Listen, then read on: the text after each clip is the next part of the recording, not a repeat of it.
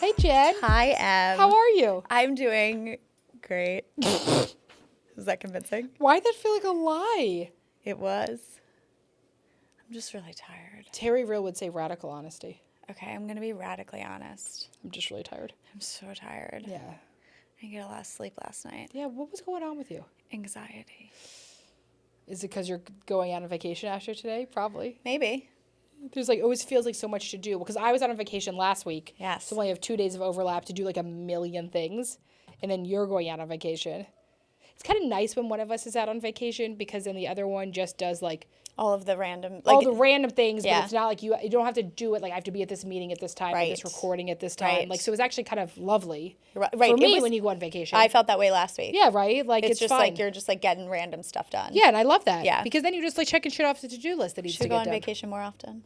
Twist my arm. Okay. It's just so funny too that it like causes us such anxiety to go on vacation. That's owning a business though. It's wild. Right. It's just a wild experience. I know. Okay, listen. Here's a great question. I cannot wait to hear your answer. What's something you miss most from the 90s or childhood that doesn't exist today? I have so many things. Freedom from technology. Oh, yeah. But like more specifically, I don't know, I'm just so nostalgic, and a lot of the things that I think about being nostalgic about are like kind of gross. Like things that I wouldn't eat now. Or like think like a 3D like a Doritos? TV dinner. Oh yeah. And 3D Doritos. I love 3D Doritos. They were the best crunch. They were really good. That's what you miss. I miss having a working democracy. Right. I miss when the scandal was just like a blowjob. I miss when we had access to abortion. Wah wah. Now my whole body is tired again. But I'm like, and also 3D Doritos. And also 3D Doritos. Of course. I miss T9 calculators. Oh, a nice Texas Instrument. Yeah. Scantrons. Wait, T9. No, TI calculators. TI9. T9 was what you did when you were texting, but you didn't have a keypad. Well, I missed that too. So recently we got Millie a landline, so she could call us. But mainly we got it so she could call my parents. Yeah. And like be like, can I come have a sleepover? So I like don't have to ask them as much anymore. And so we got her a landline, and it's been hysterical. Why? Because she just wants to call everyone, right? Like leave them voicemails, and it's so fucking funny. Probably hilarious. It is amazing. Also, is it so nice because then if Millie calls your parents are less likely to say no. Yeah, they're probably never going to answer her phone calls. Right. They don't even answer my phone calls. I just feel like they would be more likely to answer Millie now. Yeah. Like sometimes I'll have to be like, Millie, you should ask Mom for a sleepover this weekend. See, like pretty good. I would get a I'm landline like, wow, for that reason. It would be like really cool, like if you had like a sleepover with your mom this weekend. Like maybe you should call her yourself. Have you thought about calling Mom? Here, I'll dial the number for you. She's like, does not want to talk on the phone. No, so she's obsessed with this, but it's called Tin Can, and is I've heard about yes, this. yeah, maybe they could sponsor me if they hear this on there. But Yeah. so I bought this tin can. I bought a tin can, and it's this phone, but it's wired, so they can't walk around the house with it. That's nice. So like you know what they're saying, you can like hear the conversations. Like there's like more safety in that. Right. But it's so funny because like we grew up and I had a landline. Me too. And I would chat on that thing non-fucking-stop. Me too. I would like fall asleep talking to people. Same. What were we talking about? Well, I think there was nothing else to do. That's kind of what I miss is that like you really didn't have a lot of other things to do. Like See, that's what feels sexy. Yeah, like now it's like kids are on their phone, they're on TikTok, there's so much stimulation content. We did not have that. So we were just like talking to each other. Like what were we saying? Oh, who knows? Like I would talk to like my camp boyfriend for like hours. My camp boyfriend? Until like 5 o'clock in the morning. I know. What was I doing? But how did you do that? Because you only had one line. You couldn't go on the internet if you were on the phone. My dad used so... Growing up, yeah, my dad would be like, all right, get off the phone. I have to use the internet. Yes. Or if you were on and it took like years for dial-up to happen and then someone would pick up the phone. Don't even. That was my dad was, and you know my dad loves technology. He loves things like that. AIM. I miss AIM. Oh. AIM was nice, but I'm going to be honest. We have Slack. And Slack feels Love very Slack. familiar to me. Yeah. I love Slack. I love Slack too. Maybe they could But sponsor we us. didn't put like, we're not putting like quotes in our away messages. Like But we once could. Why were. couldn't we? We should. We could start that trend right now. We literally are the bosses. I think that my Let's make it mandatory that on weekends they have to send an away message, but it has to be to 90s song lyrics. I love Or else that you're idea. fired. Can we please do that? I would love that. I think that's a great idea. I think that we're gonna would do that right either after help this. or hurt morale in a lot of ways. Hard to say. Hard to say which one Flip will of go. a coin. But I think that having an away message is the first place I learned how to code. You know, you could like create codes. Because you could do like the colors and the make it- different yep. things. You know what? And let me tell you something. I never knew how to do it. Right. I never figured it out. You know I did. I know that you did. And you know me. You know I just gave up. Yeah. Oh, 100%. Or I copy and pasted from someone else's. Right. Smart. Which is the way. There was like this girl that I followed from like a different school, like that I like don't know how I followed her, whatever. And I used to always steal her shit. Was it following? No, probably not. How did I see it? I don't know. Right. Yeah, how did I? I don't know. I don't remember, but I do remember copy and pasting from this chick's thing. How about the first AI? What was his name? Uh, Clippy? Clippy's not AI. Not Clippy. Who was the person you would aim who was like a computer? the bot guy. Yeah, what was his name? Yeah, what was his name? Something? Smarty Pants 25 or something. No, that doesn't sound like anything. No. I love that you just added a 25 to it. Smarty Pants 25. I have no idea, but it was we're gonna figure it out. But that was the first AI, and it's sad that AI and Clippy aren't getting enough recognition for their sacrifices. That's how I feel about TCBY frozen yogurts compared to like Kiwi came in. Like remember like frozen yogurt got so big in like 2010s? Yeah. But I was like, wow, TCBY has been trying to make yogurt happen for forever. Right. And they like really they're not getting I don't think they're open anymore. Wow. All right. We got to get to the episode. We spent too much time chatting. Today's episode is about staying versus leaving and how to decide. Yeah. And we're making a lot of jokes, but this is a very difficult decision to make. And most likely if you're listening to this episode, you're trying to figure out this decision or maybe have someone in your life you want to send this to. And so we will acknowledge that space that you're in right now, which is this feeling of suffocating limbo. Wow. Would you say? Yeah, that's I think a great way to put it. I also want to acknowledge this because a lot of people don't know that this exists. There's a very specific type of counseling called discernment counseling that we offer at the therapy group. And it is a very specific amount of sessions that structured that helps you figure out whether to stay in your relationship or to leave your relationship. Therapists are very specifically trained in discernment counseling.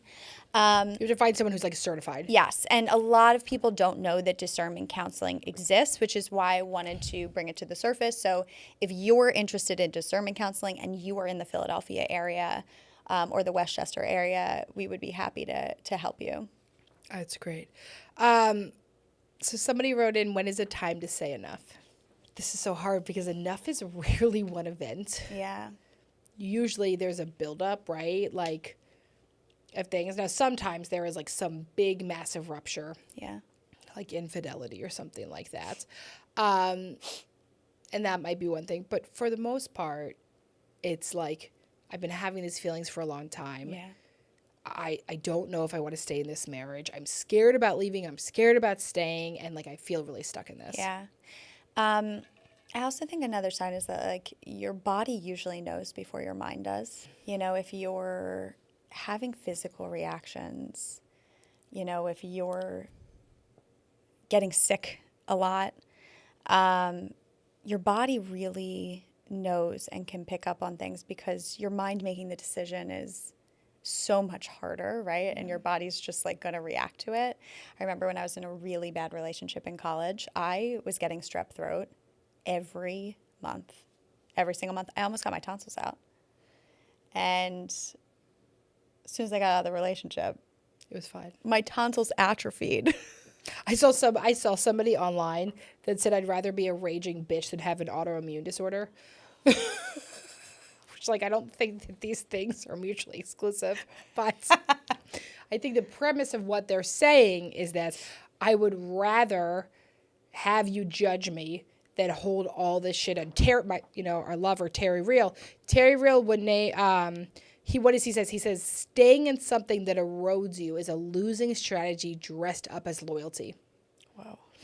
Say that again. Okay, so he says staying in something that erodes you is a losing strategy dressed up as loyalty. It's like pure avoidance. Well, I think he really highlights, right? I think that there's this support around loyalty, right? Like, oh, I'm loyal. I'm a ride or die. But like, should you be a ride or die?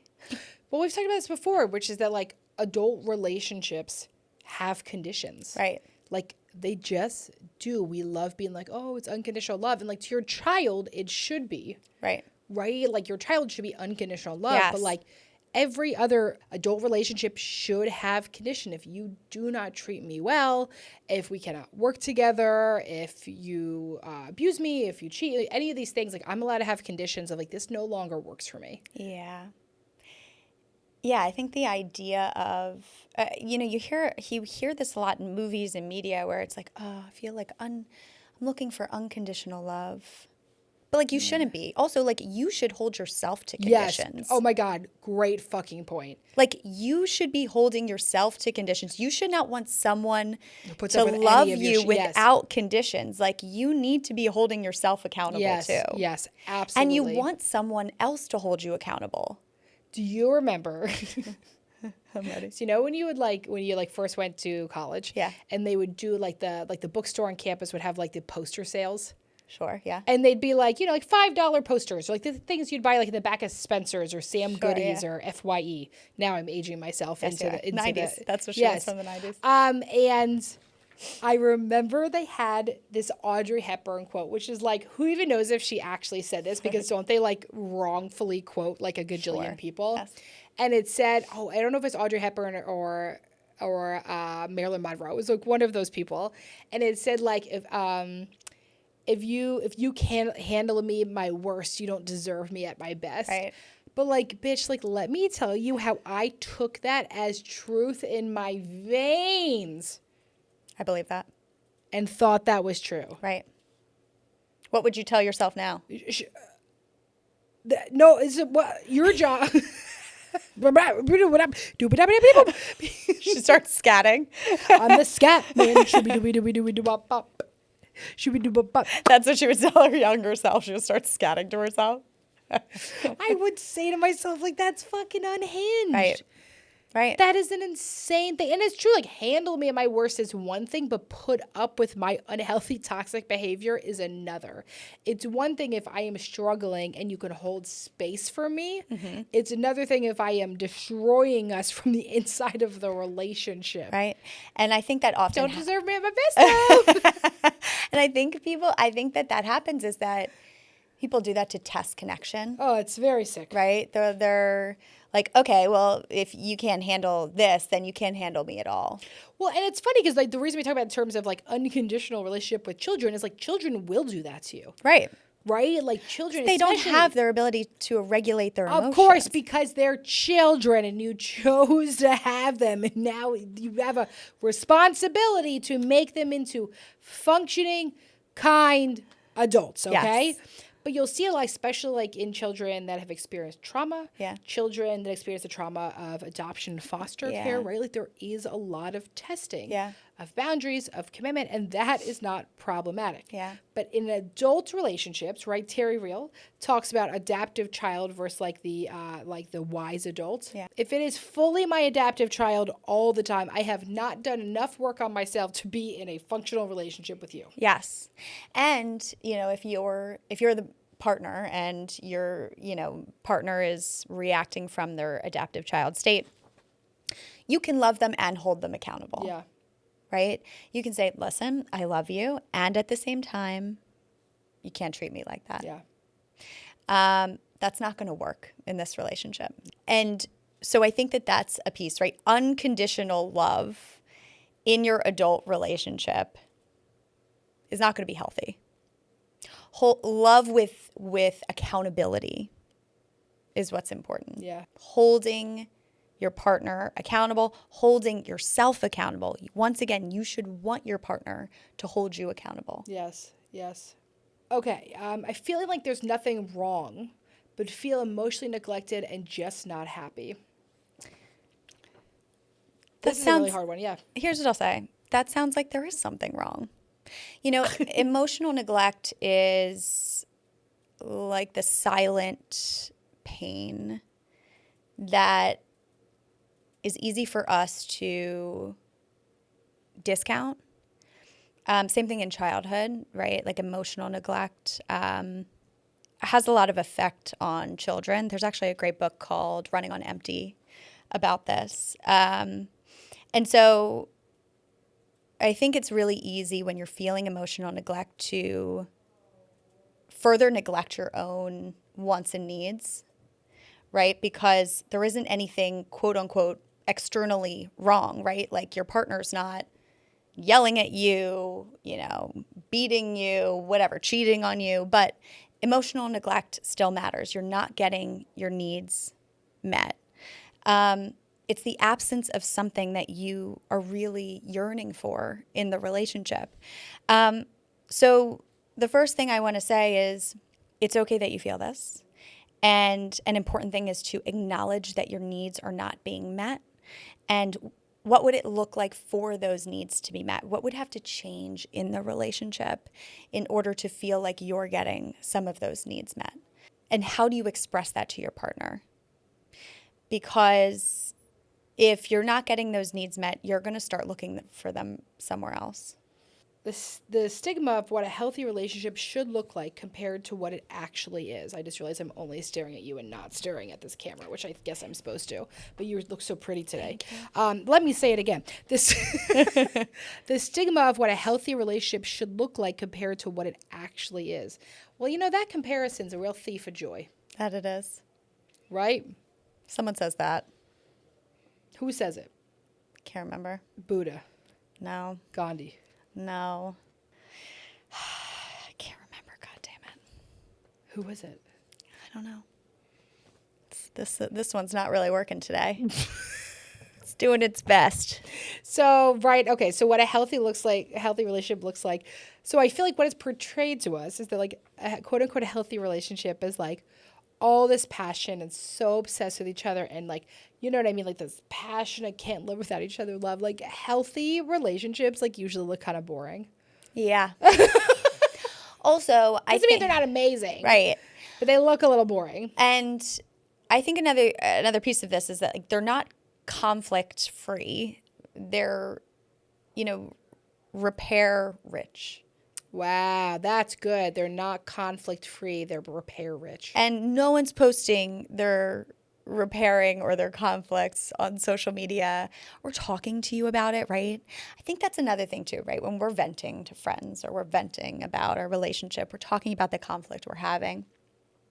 And we're not really talking about the repair, right? You're not following up with your friends after like a girls' night and being like, hey, I just wanted to let you know we sat down together. I mean, it'd be great if we did. We should. We That should. is a great thing to do. But we're not. Not typically. Not typically. And so, but it's similar to how we talk about repairing in front of children is really important, right? We talk about how, if conflict happens in front of your kids, that repairing in front of them is really important.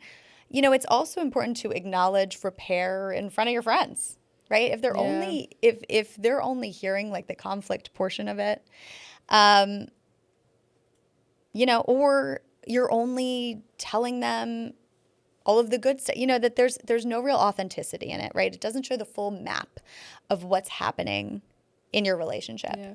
Well, I've had so many people come in and talk to me and say, like, I feel, especially like years and decades into a marriage when you say like, I think about life would be like if I was single. I think about what life would look like if I was dating. I think about, and people are always so good about being like, I realize the grass is always greener, right? Yeah. Like, and a lot of times this is like a fantasy, but there's a feeling of like, what else is there? Like, especially as we start to hit life changes, things like menopause, moving towards like an older age, and we start to think about like, what have I done with my life? And people will say like, I just feel so alone. I feel like embarrassed. I have this amazing husband. And what does it say about me that I'm not fulfilled? Yeah. And I think like, oh, but like, that's life. Yeah. Yeah. Right? Like, it's completely normal you feel that way. And they're like, well, why does nobody talk about it? Like, is this so normal? Like, I feel so alone in Yeah. this. And I think that is part of it, right? How do we normalize the fact that, like, if marriage is so fucking long, it's going to ebb and flow with how we feel around it. I also think sometimes as we get older, we are disconnected from parts of ourselves.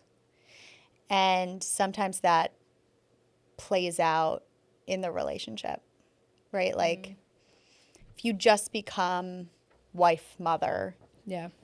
and you're disconnected from that part of yourself that felt more free or, like could go, felt like you could go out and then sometimes it gets projected on our relationship, right? Like what would it be like if I didn't have this? Gottman has a phrase, they say masters versus disasters. The masters aren't conflict free, they just repair faster. So true.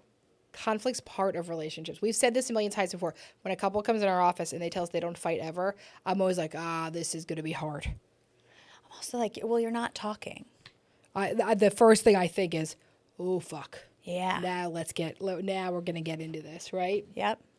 And then a lot of times they don't end up coming back after after 3-4 sessions. It's too uncomfortable. Well, they say, therapy makes it worse. Or you're just finally acknowledging things that both of you are avoiding. And the fact of the matter is therapy forces you to face the things that you're not facing at home. I want to talk about this one. This one's really good. Somebody said, how do I gently tell a friend that you think they're better off leaving? You can't want it Yeah. more than they want it. And I think this is such a painful experience as a friend, watching your friend in a relationship where they're very clearly unhappy in. And we've seen this over and over again. I've been in this experience, right? Like I feel like it's a very common experience. And so you cannot want it more than them. What you can do is be there for them. Sometimes when people are in really bad relationships, they end up feeling very isolated. Maybe the person in the relationship is isolating them.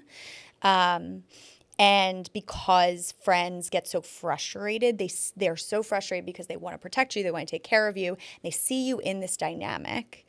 And because of that, they get so frustrated themselves that they start pulling away. And really what you need the most is support in that relationship so that you can decide for yourself what's right for you. But I think a big piece is leading with what you see, just reflecting back to them. Here's what I see in the relationship from what it looks like to me. You don't really seem happy, as opposed to you need to get out of this. Right? Lead with what you see as opposed to what they should do. Because like anyone, when someone's telling you what to do, your natural reaction is to do the opposite. Yeah, of course. We're all just little toddlers inside. Ooh. As a reminder to everyone that according to the National Domestic Violence Hotline, we estimate that it takes people about 7 times to leave before they actually leave.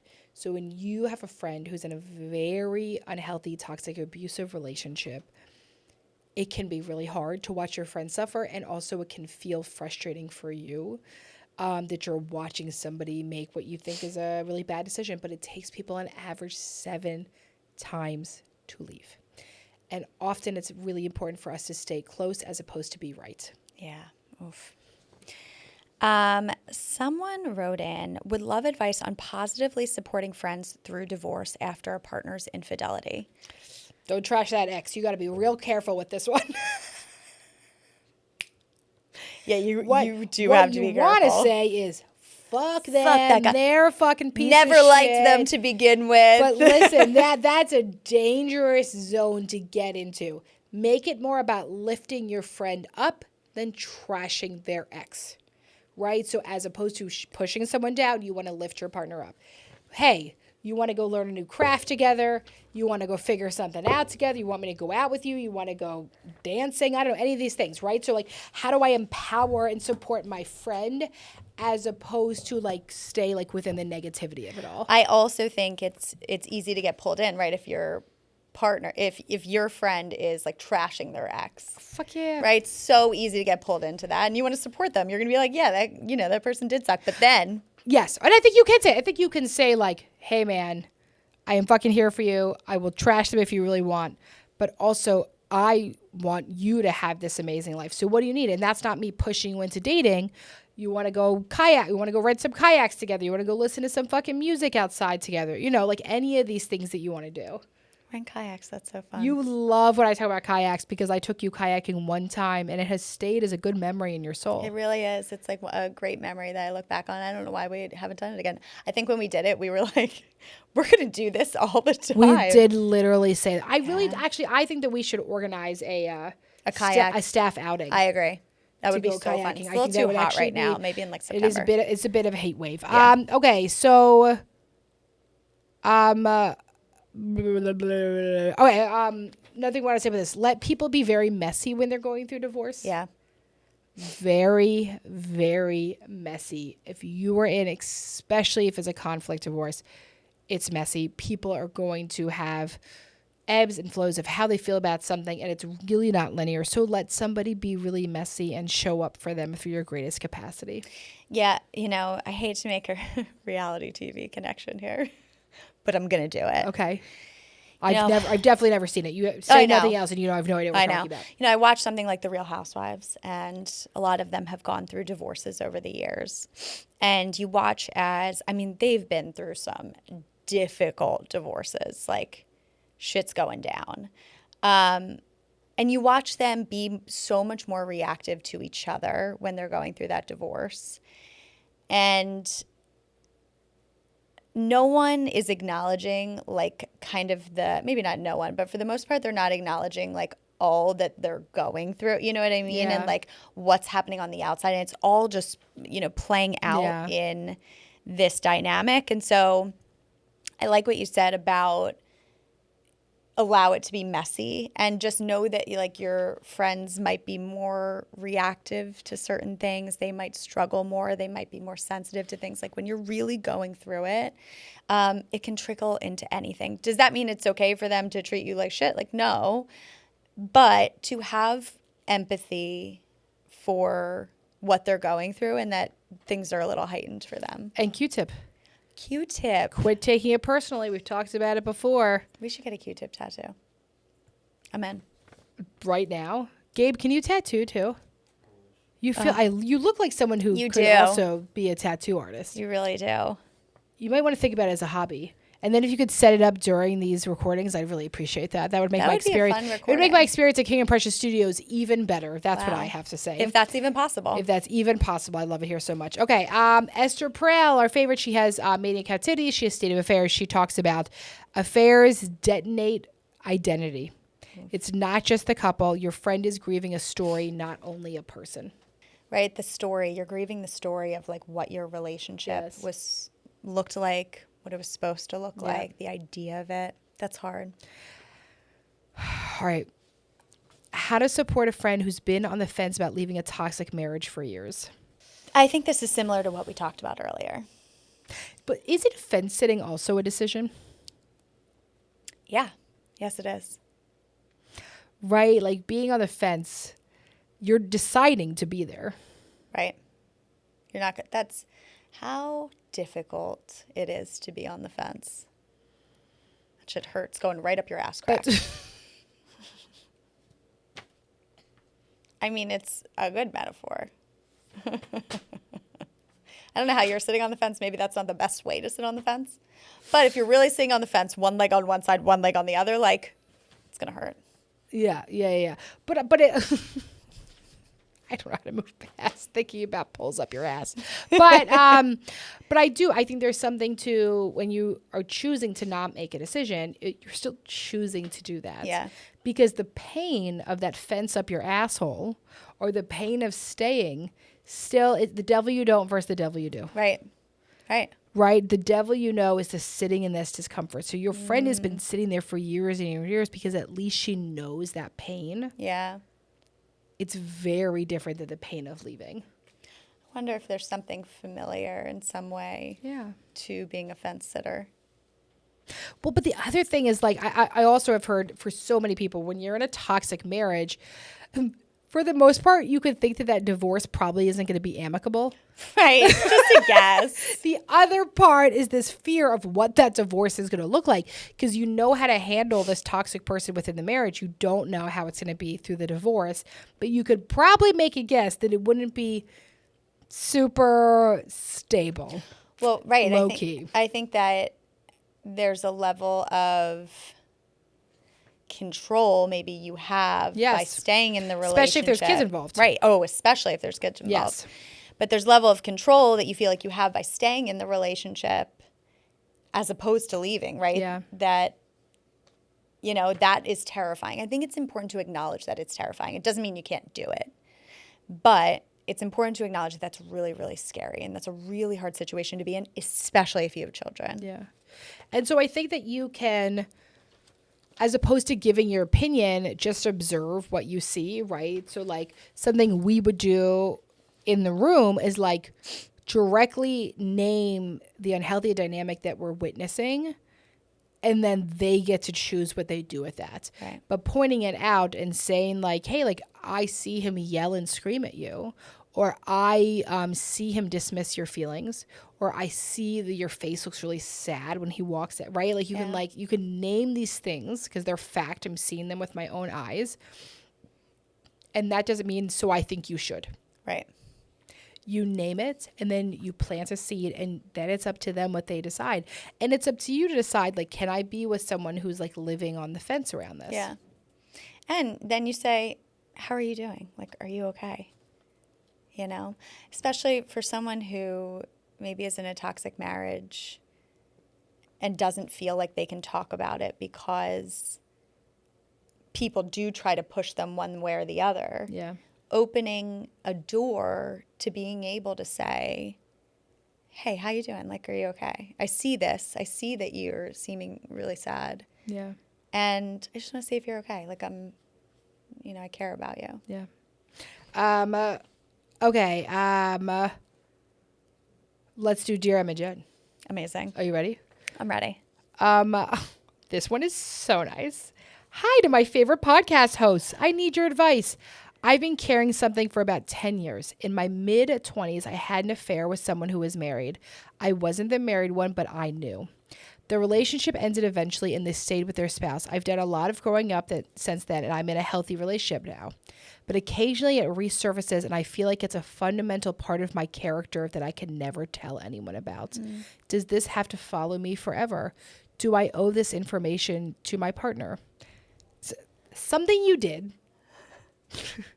in your life is not the label of who you are forever. Yes. But the shame sure as hell wants you to think so, right? Yeah. So the shame is I am bad versus the guilt is which I did bad, right? So you did something which you shouldn't have done, right? That's it. That doesn't mean you're a horrible, evil fucking person. It means you're a person. It means you're a person who made a decision, and it's fucking fine. But this feeling of like, I am bad, and the amount of shame you have, shame multiplies and breeds in the darkness, in secrecy. And so the fear you have is, should I tell my partner? I don't know. I don't know your partner. I don't know what the reason would be behind it. But I know that shame exists in the shadows, and talking about stuff often helps getting out, even if it's just processing it in therapy and not being judged for it. Yeah. The level, being able to be witnessed in your vulnerable self, to be able to say this out loud, to acknowledge it to someone else and have someone hold that space for you, can really help with this shame spiral that it sounds like you're in. Yeah. I can remember probably 10 years ago, I had an intake call, someone wanting to work with me. And she said, I'm going to start out the phone call and let you know I'm having an affair with my best friend's husband. And I said, great. So here's my openings that I have. And she said, I want you to know the last therapist I called told me she wouldn't work with me because of this. Wow. Isn't that fucking fascinating? Fascinating. And that is why you have to find the right therapist. But this person who wanted to come to therapy and talk this out and was feeling shame and feeling guilt and was struggling because they loved this, like it was a messy situation for sure. But for a therapist to be like, I won't work with you. Oof. That's like if somebody called me up and I just didn't like a behavior they were doing and I was like, I won't work with you. Like, who do we think we are? I just had another thought. What? Tell me. Obviously, we don't know the situation at all. But what if the therapist had their own personal experience with their husband cheating with their best friend or something?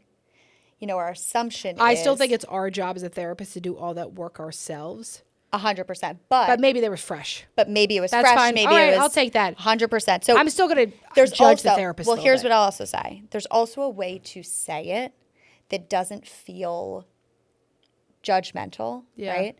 Like, that's not my area of expertise. That's not something I work with. Let me help you find someone who's like really good with that, right? So like there's absolutely ways, if you're a therapist and you have your own personal experience with something where it's fresh, you haven't worked through it yet, and working with that client, a new client, maybe it'll bring up too much stuff for you that you're not able to stay as unbiased as you need to be. That's, first of all, important to acknowledge. And second of all, your ability to provide referrals is really important. The way that you express that is really important, because how difficult it must have been for this client to even just say this in a consult call. And the shame that they're feeling just gets recycled from that conversation. Yeah.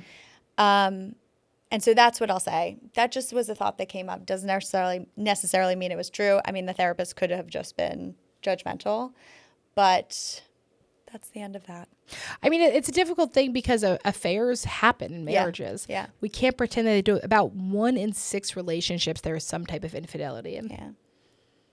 So we can have whatever opinions we have on it, but it's a part of life. So like understanding how we handle stuff, or how we feel about that. But I would say in this situation of what this person called in for, emailed in, it's more about self-forgiveness than like self-disclosure roulette. Yes.